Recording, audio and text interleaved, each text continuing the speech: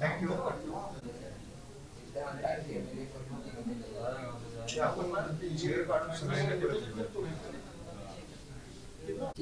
Producer आहे, या कलाकार आहे.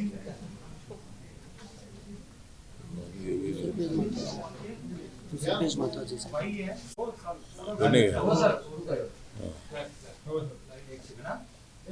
सर मोठ्याने बोला.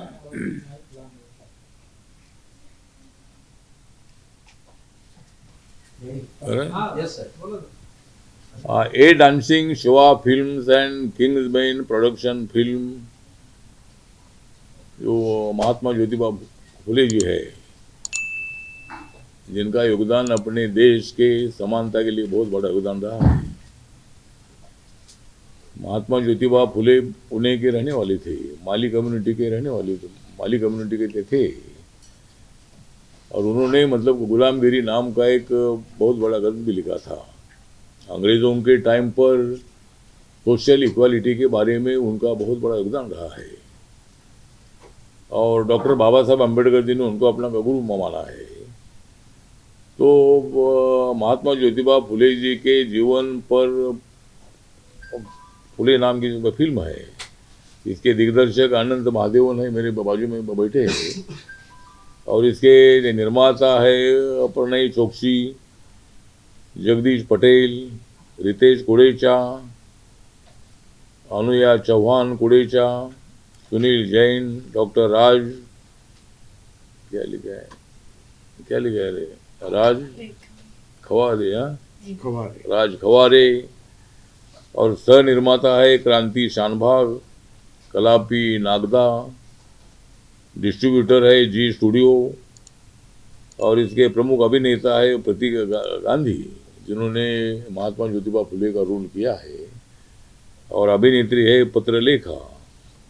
और ये फिल्म अभी 25 अप्रैल को पूरे भारत में अनेक थिएटर पर, ये फिल्म हिंदी में है, ये फिल्म लगेगी, और भारत के बाहर भी लगेगी जी, बाहर भी लगेगी, पूरी दुनिया, ऑल वर्ल्ड। तो वर्ल्ड में, पूरे वर्ल्ड में ये फिल्म मतलब रिलीज होने वाली है 25 अप्रैल को, और 11 अप्रैल महात्मा ज्योतिबा फुले का जन्म दिवस भी आता है।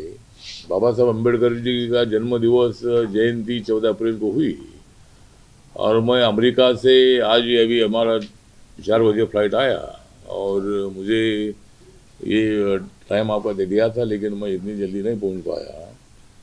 लेकिन ये फिल्म मतलब महात्मा ज्योतिबा फुले जी के साथ हमारे मतलब उनकी विचारधारा से हमारे बहुत अच्छे हमारा रिलेशन है, और सावित्रीबाई फुले जिन्होंने बहुत बड़ा महिलाओं को शिक्षा दी। महात्मा ज्योतिबा फुले जी ने मतलब अपना जो हाउस था, जो वो कुआं था, ये कुआं तो दलितों के लिए खुला किया था, तो अनटचेबिलिटी बहुत ज़्यादा थी। मतलब महात्मा ज्योतिबा फुले का कार्यकाल तो बाबा साहब अम्बेडकर जी के बहुत साल पहले का है, लेकिन उस वक्त भी मतलब दलितों को गांव के कुएं में पानी भरने का कोई मौका नहीं था, अनटचेबिलिटी इतनी ज़्यादा थी।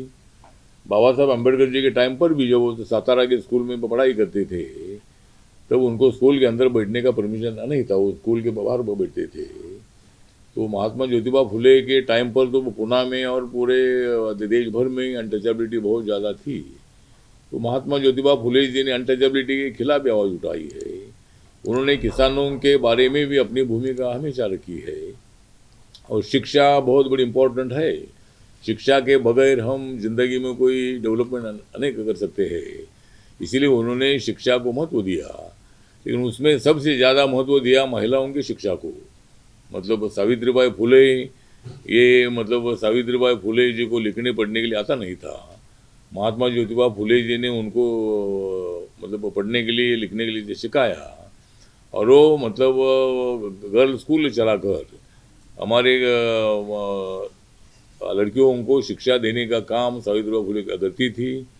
जब वो शिक्षा देने के लिए जाती थी, तब यहाँ की जो हिंदू धर्म व्यवस्था थी, इसमें महिलाओं को अधिकार देने का बिल्कुल उसमें मतलब कोई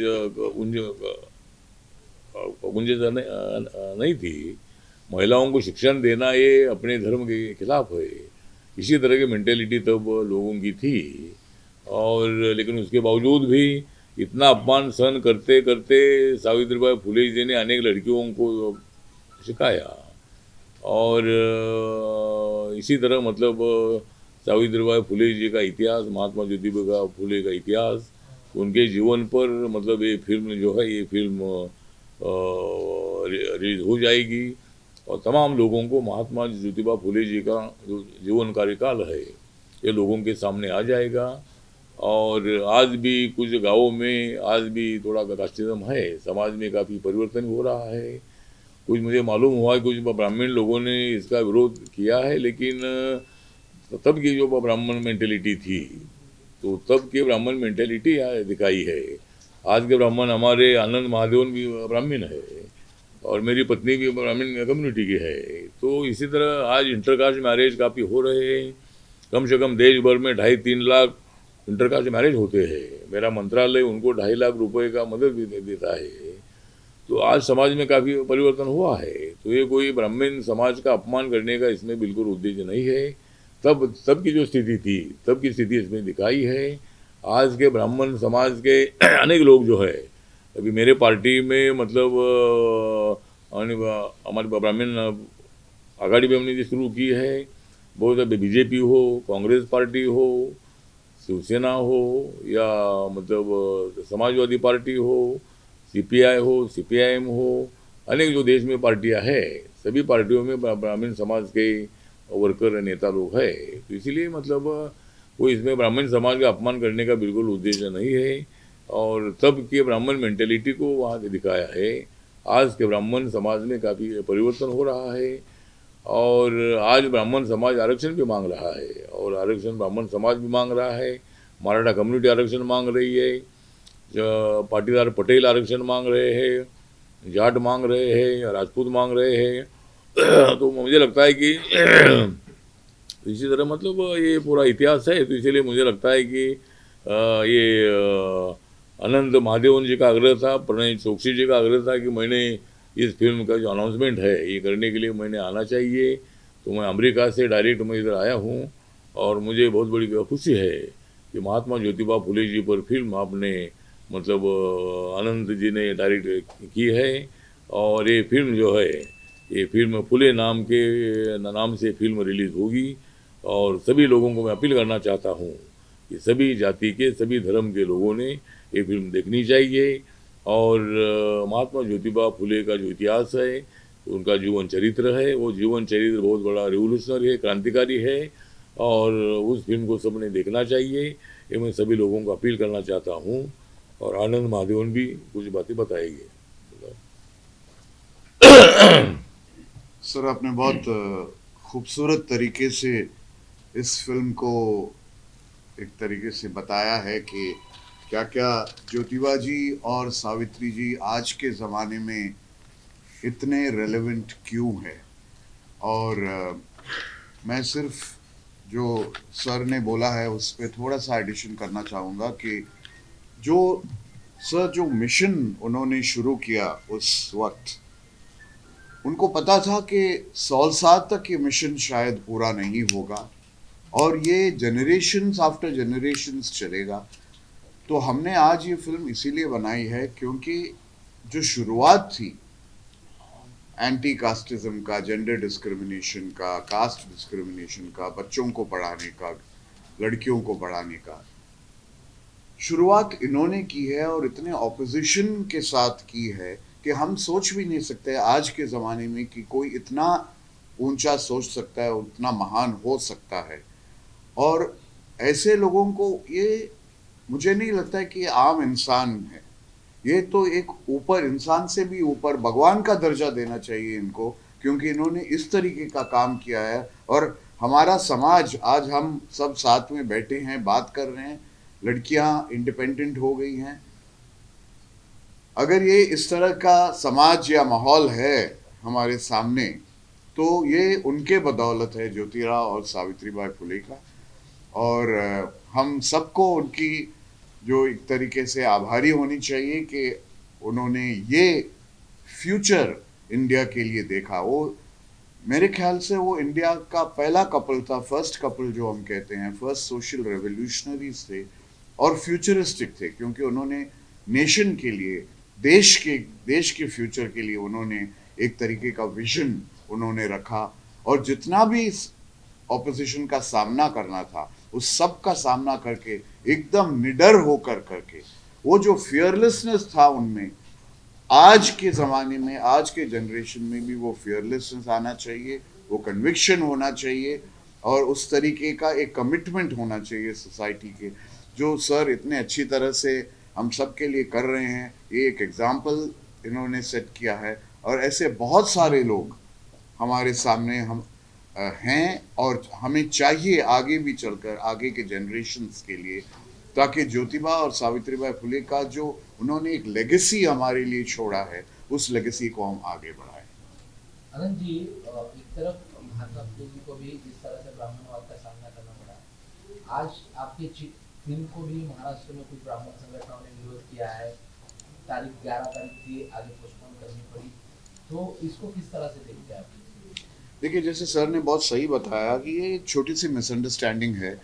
एक 2 मिनट के ट्रेलर के ऊपर अगर आपने ये तय कर लिया कि ये फिल्म ब्राह्मणों के खिलाफ है, तो आपने थोड़ी सी गलती की है। आपको रुकना चाहिए था, थोड़ी सी पेशेंस रखनी चाहिए थी कि पूरी फिल्म आप देखें, क्योंकि हम सभी को पता है और हिस्ट्री गवाह है, इतिहास गवाह है कि ब्राह्मणों ने पहला स्कूल जो है बिडेवाड़ा में, ब्राह्मणों ने वो जगह दी है सावित्री और ज्योतिबा फुले को अपने स्कूल शुरू करने के लिए।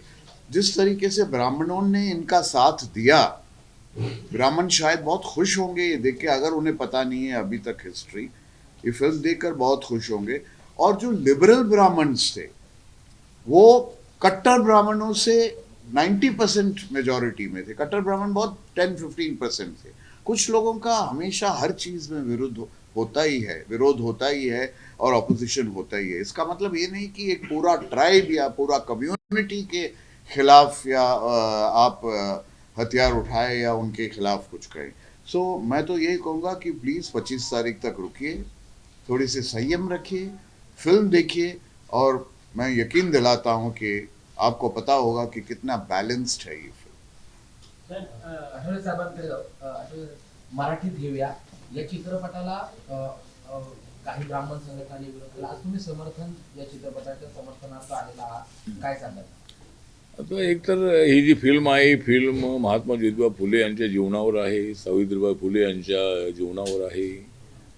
आणि त्या काळामध्ये, ब्रिटिशांच्या काळामध्ये महात्मा ज्योतिबा फुले हे एक सामाजिक अभिसरणाचे नेते होते.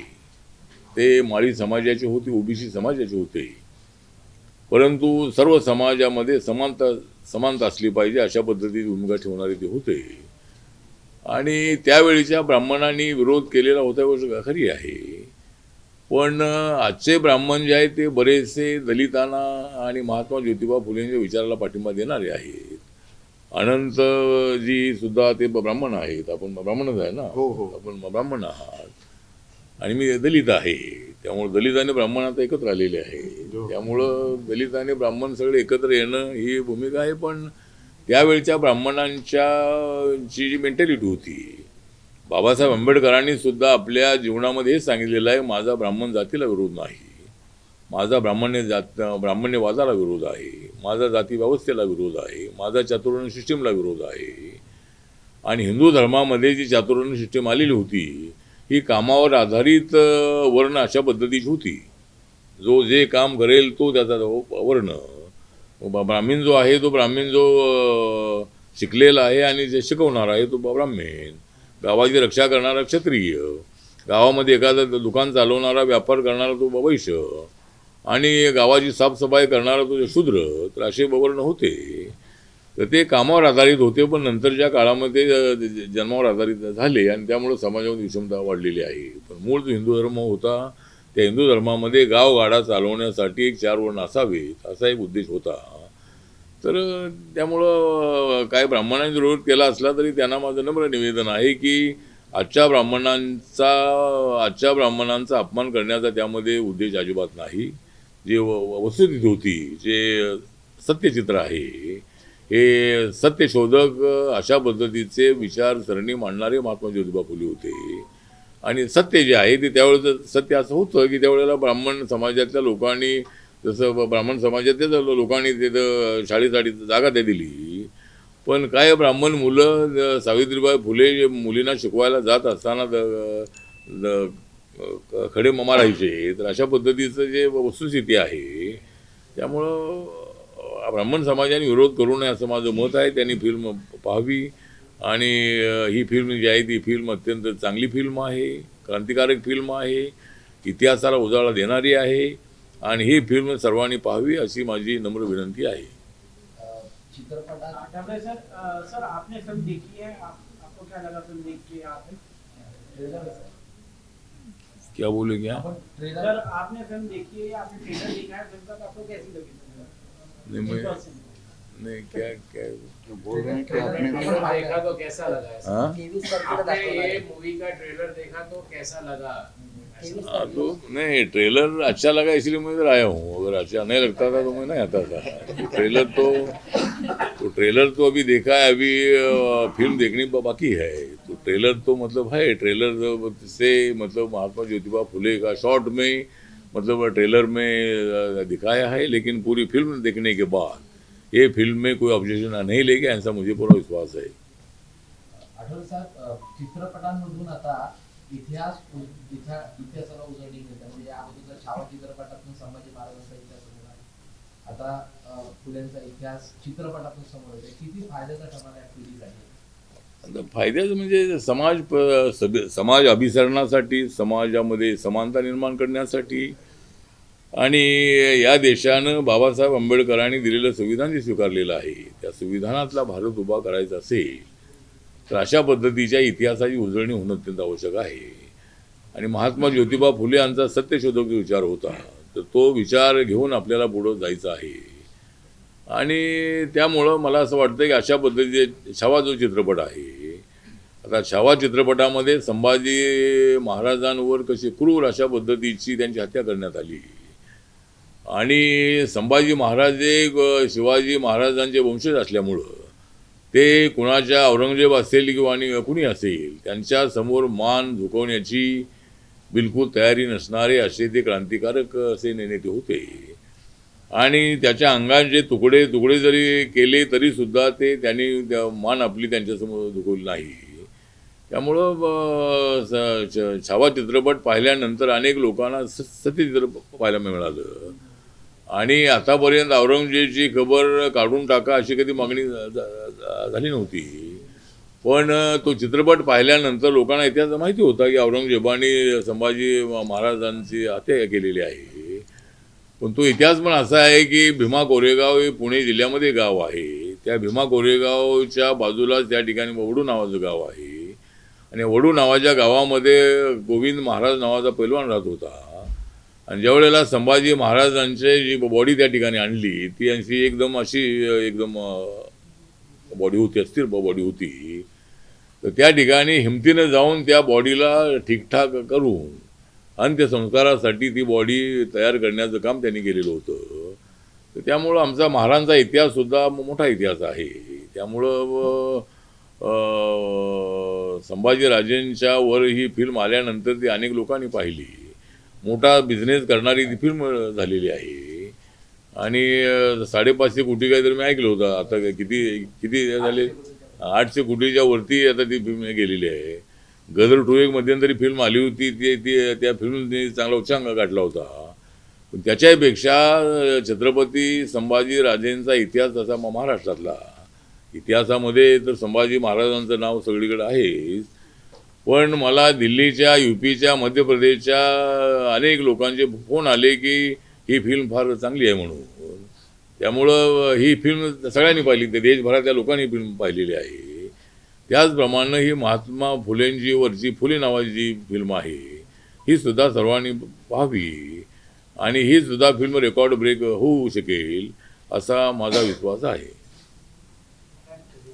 चला ठीक आहे. सर बसा 2 मिनिट हां हां जाऊ दे आता, सोडून जाता जाऊ दे, जाऊ दे की काय सांगायचं. कविता कशाला कविता कशाला पाहिजे? ते म्हणजे, प्रमोशनचा भाग आहे अखंड साहेब. नाही आम्ही सर्वजण आहो ज्यांची मुले, आम्ही सर्वजण आहो ज्यांची मुले, त्यांचं नाव आहे महात्मा ज्योतिबा फुले. हा ठीक आहे, चला चला राहू द्या नाही, तसं. सांगून ठेवतो जाऊ दे, प्रमोशनसाठी अखंड होता. हा महात्मा फुलेंचा अखंड होता तो काय? चॅनलला चालणार होता. काय काय अखंड काय? ते नाही का मती जाऊ दे माहिती आहे सगळ्यांना. ते ठीक आहे. पिक्चर मध्ये आहे तो. आहे ना हो, हो. प्रमोशन हा, ठीक आहे. साहेब सांगितलं प्रमोशनचा बरोबर. विषय हा, सांगा ना. प्रमोशन हो नाही साहेबच्या आवाज माहिती आहे मला. तेच आहे. गती गेली. हा तर शेवटी एक महात्मा फुलेने एक अखंड लिहिलेलं होतं आणि ते तर सगळ्यांना माहिती असेल, परंतु त्यांचं म्हणणं असं होतं की विद्येविना मती गेली, विद्येविना मती गेली, मतीविना नीती गेली, विद्येविना मती गेली, मतीविना नीती गेली, नीतीविना गती गेली, गतीविना वित्त गेले, वित्तविना शूद्र खचले, इतके अनर्थ एका अविद्येने केले. तर अशा पद्धतीचे होते महात्मा ज्योतिबा फुले. चला ठीक आहे.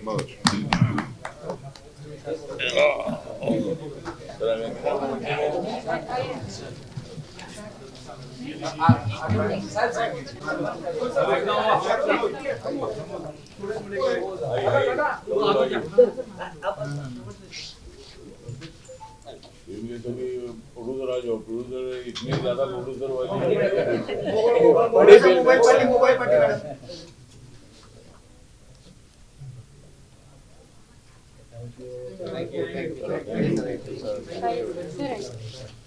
थँक्यू. चला पत्रकारांचा सगळ्यांचा आभार.